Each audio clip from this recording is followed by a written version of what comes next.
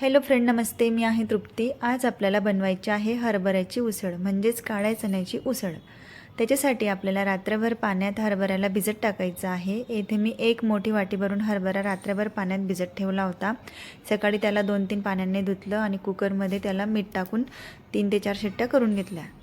आता उसळीसाठी आपल्याला 1 कांदा कापून घ्यायचा, 1 टोमॅटो कापून घ्यायचा. गॅसवरती कढई ठेवायची, तेल टाकायचं, जिरं टाकायचं, कांदा टाकून द्यायचा.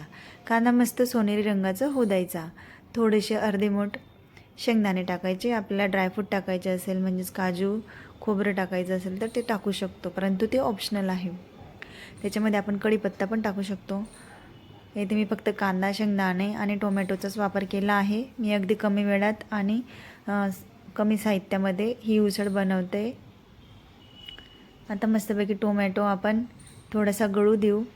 टोमॅटो गळल्यावरती आपण त्याच्यामध्ये टाकायचं आहे आपल्याला चिमूटभर तिखट, कारण की मी टिफिनसाठी बनवते ही उसळ.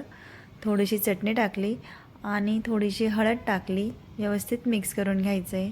जेव्हा आपण कांदा, टोमॅटो हे सर्व मिश्रण मिक्स करतो तेव्हा गॅसची फ्लेम कमी राहू द्यायची. बघा, हरभरा अगदी मऊसूत शिजून गेलेला आहे. आता त्याला आपण इथं टाकून द्यायचं. कांदा आणि टोमॅटोच्या मिश्रणमध्ये मिक्स करून घ्यायचं. आता आपण ही उसळ मुलांना 1 ते 2 वेळा आठवड्यातून खायला द्यायची आणि आपण स्वतःसुद्धा खायची. अतिशय पौष्टिक आणि तुम्ही तर बघू शकता 5 मिनिटात होऊन जाणारी ही उसळ आहे. आता गॅसची फ्लेम बंद करायची आणि आपली उसळ झटपट तयार आहे. बघू शकता.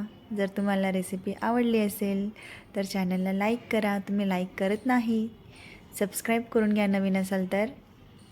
आणि अगदी साधी सोपी रेसिपी मी तुमच्यासोबत अजून घेऊन येईन. तोपर्यंत खात राहा, पीत राहा. Bye bye.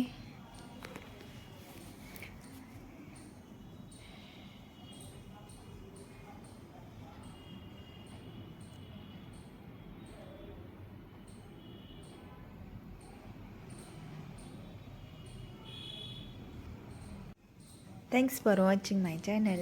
Bye bye.